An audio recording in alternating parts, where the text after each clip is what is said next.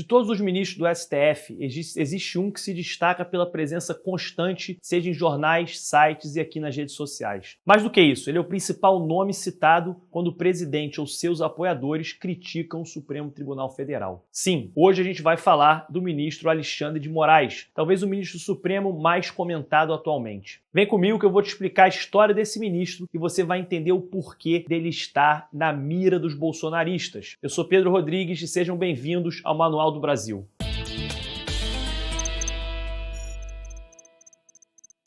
As coisas podem até estar um pouco mais calmas hoje em dia, no momento que a gente está gravando esse vídeo. Mas até as manifestações do dia 7 de setembro e suas repercussões diretas dias depois, não havia outro nome que Bolsonaro não criticava mais, que é o ministro Alexandre de Moraes, alçando o ministro ao status de inimigo número 1 do seu governo. Mas afinal, de onde vem esse ódio todo? Como o ministro dito como conservador, linha dura, que tinha tudo para ser um dos preferidos do bolsonarismo, acabou entrando em rota de colisão com o presidente e seus apoiadores. Bem, para a gente entender tudo isso, além de acompanhar as notícias mais recentes, é importante entender a história desse polêmico ministro que ainda pode dar muita dor de cabeça para Bolsonaro e seus aliados. Por isso, vamos primeiro lembrar como foi a trajetória do ministro até o Supremo Tribunal Federal. Mas antes, caso seja a sua primeira vez aqui no nosso canal e você está vendo esse vídeo, não deixe de conferir as outras playlists para aprender sobre outros temas e tópicos de economia e de política. E para não correr o risco de perder os próximos vídeos que a gente ainda vai lançar, já se inscreve no canal e aperta o sininho. Diferente dos seus colegas, Alexandre de Moraes teve uma trajetória muito ligada à gestão pública. Sua carreira pública começou em 1991, quando ingressou como promotor de justiça no Ministério Público de São Paulo. Mas, em 2002, ele começou sua carreira mais voltada para a política, ao assumir a Secretaria de Justiça e da Defesa da Cidadania do Estado de São Paulo, nomeado pelo então governador Geraldo Alckmin. A partir desse momento, Alexandre de Moraes estreitou os laços com o PSDB, até se filiou ao partido uma certa vez. Ao sair do Ministério Público, assumiu a presidência da FEBEM de São Paulo, a atual Fundação Casa. Depois, compôs o Conselho Nacional de Justiça até 2007. Mas foi com Gilberto Kassab que Alexandre de Moraes ganhou mais visibilidade, ganhando o apelido de supersecretário ao acumular os cargos de presidente da Companhia de Engenharia de Tráfego de São Paulo, Transporte e secretário de Serviços e de Transporte. Já em 2010, ele deixa a vida pública e funda um escritório de advocacia dedicado ao direito público. Em 2015, voltou a participar de uma gestão de Alckmin, dessa vez como secretário da Segurança Pública. E nessa época, ganhou fama de truculento e valorizar a violência policial. Nessa época ainda, aconteceu um fato que iria mudar para sempre a trajetória de Alexandre de Moraes. Como secretário da Segurança Pública de São Paulo, que Moraes se aproximou de Michel Temer e conquistou sua confiança ao conduzir com absoluta descrição e eficiência uma investigação que prendeu o hacker que invadiu o celular da então primeira-dama Marcela e tentou extorquí-la. Na época, o hacker ameaçou jogar o nome de Michel Temer na lama. O caso aconteceu em abril de 2016, quando Temer ainda era vice-presidente. O fato aproximou Temer de Alexandre de Moraes, não só o nomeando como ministro da Justiça logo após a destituição de Dilma, em maio de 2016, como meses depois, ele também acabou sendo indicado para assumir uma das cadeiras do Supremo Tribunal Federal. Aliás, esse caso é definitivamente cheio de coincidências. Primeiro foi a atuação de Moraes no caso do celular hackeado, que o fez cair nas graças de Michel Temer. Depois, esse mesmo Temer ter se tornado presidente da República. E, por fim, nesse curto período, ter surgido uma inesperada vaga no STF, consequência do acidente que matou o então ministro Teori Zavascki. Se foi sorte ou não, tudo isso é coisa de teoria da conspiração. O que a gente precisa analisar aqui são os fatos. Era o homem certo na hora certa. Pois não bastava só ele ter essa abertura com Michel Temer. Alexandre de Moraes também era muito bem relacionado com outros políticos. Tinha uma carreira jurídica muito sólida, tanto na sua função pública quanto na sua função como advogado. Sem dúvida, o ministro tem um currículo jurídico extenso. Por essa razão, o Senado aprovou a indicação do presidente Michel Temer por 55 votos a favor e apenas 13 contra. Assim, Alexandre de Moraes se torna oficialmente ministro do STF até 2043. E você que acompanha o canal faz um tempo já sabe que para uma pessoa ser indicada ao STF, ela deve apresentar um notável saber jurídico e uma reputação ilibada. Essa segunda é sempre alvo de questionamentos e contestações. Mas e quanto ao saber jurídico?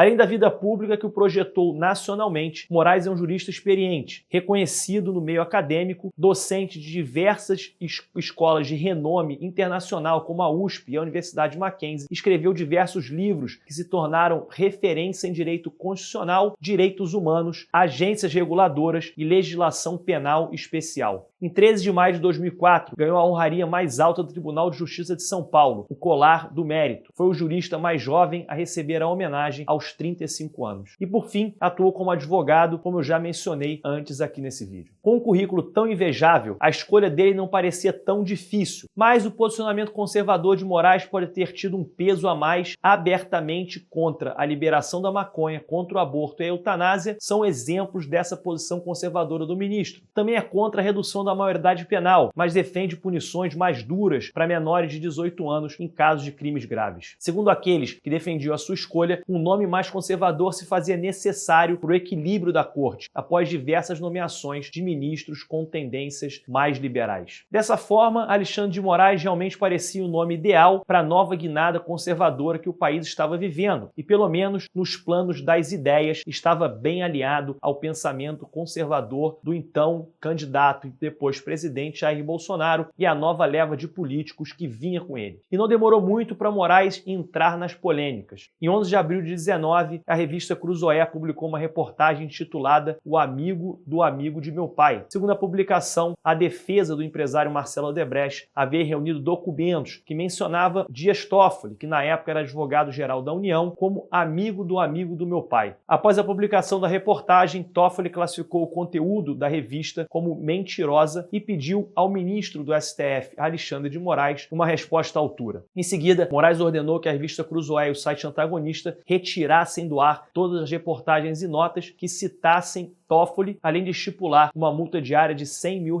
e ordenar que a Polícia Federal ouvisse os responsáveis do site da revista em até 72 horas. A decisão de censurar o conteúdo da revista causou críticas por órgãos de defesa da liberdade de imprensa e de expressão. Posteriormente, Alexandre de Moraes voltou atrás da decisão e revogou seu próprio ato. Mas mesmo esse caso 19 seria suficiente para tornar Alexandre de Moraes o inimigo número 1 do presidente? O que aconteceu para essa relação ter se desgastado tanto e tão rápido? Como um ministro conservador e defensor da polícia se tornou vítima de ameaças de morte vinda de bolsonaristas? E por que Bolsonaro discursou no último 7 de setembro para centenas de pessoas dizendo que jamais respeitaria decisões do então chamado ministro canalha? A resposta está, na verdade, em questões muito mais sensíveis que afetam diretamente Bolsonaro e seus apoiadores. E a primeira delas é que Moraes lidera o famoso inquérito das fake news, essa que ataca diretamente os apoiadores do bolsonarismo e até mesmo o próprio presidente e sua família. Iniciado em 19 pelo então presidente do STF, Dias Toffoli, para apurar a divulgação de notícias falsas e ameaça a ministros às investigações, chegaram até aliados de primeira hora de Bolsonaro. E em agosto, o próprio presidente se tornou um investigado, a pedido do TSE e por decisão de Moraes, e serão considerados os ataques feitos a ele e às urnas eletrônicas.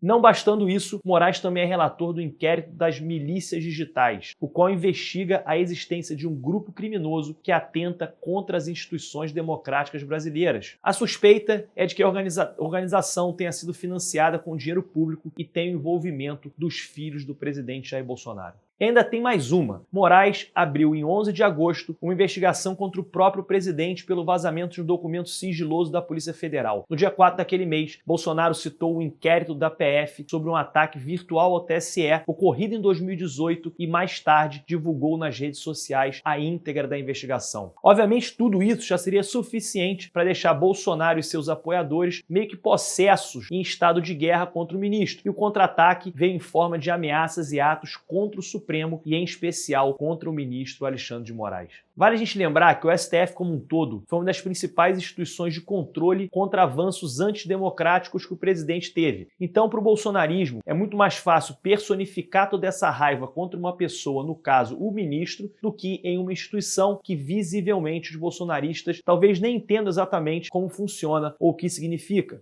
Dar um nome ou um rosto facilita a ideia de ter esse inimigo. E sob ataque, Moraes não deixou barato. Determinou a prisão de diversos apoiadores de Bolsonaro que fizeram ameaças ao ministro do Supremo e a ele mesmo. Determinou busca e apreensão contra o deputado bolsonarista Ottoni de Paula e sobrou até para o cantor Sérgio Reis, dentre outros. E a gente não pode esquecer da prisão do ex-deputado e presidente nacional do PTB, Roberto Jefferson, que foi efetuada no âmbito do inquérito dessas milícias digitais. Mas o que torna o ministro o alvo perfeito de todos esses ataques é o fato de que ele vai comandar as eleições em 2022. Sim, foi o que você escutou. Alexandre de Moraes será o próximo presidente do Tribunal Superior Eleitoral e quem conduzirá o processo eleitoral de outubro de 22. Se Bolsonaro continuar com esses ataques, a sua postura contra as eleições, muito provavelmente haverá um embate ainda maior entre Alexandre de Moraes e Jair Bolsonaro. E para fechar esse papo, a gente precisa comentar sobre as mudanças de eventos mais recentes. Logo após as manifestações de 7 de setembro, Bolsonaro pediu ajuda ao ex-presidente Michel Temer para intermediar uma trégua entre Alexandre de Moraes e Jair Bolsonaro. Os termos dessa trégua até hoje não estão claros. Muitos analistas teorizam uma coisa ou outra, desde medo de um ataque do ministro a membros da família Bolsonaro até um simples recuo estratégico para desferir um golpe mais eficiente no segundo momento. O fato é que Bolsonaro, com sua declaração à nação, volta atrás e é quase um pedido de desculpas e de cessar fogo contra Alexandre de Moraes e mais ainda, contra o próprio Supremo Tribunal Federal. Até quando essa paz vai durar ou se ela de fato vai surtir efeito, só o futuro nos dirá. E eu aqui pergunto, você acha que as desavenças entre Alexandre de Moraes e Jair Bolsonaro de fato acabaram? Qual vai ser o futuro do ministro? Quer saber mais sobre outros ministros? Deixa aqui nos comentários a sua opinião. Eu quero saber também que outros temas vocês gostariam que a gente abordasse aqui no canal. A sua ajuda é essencial para fazer o Manual do Brasil crescer cada vez mais. Por isso não esquece de dar o seu like e compartilhar com todos os seus amigos e familiares. Valeu e até o próximo vídeo.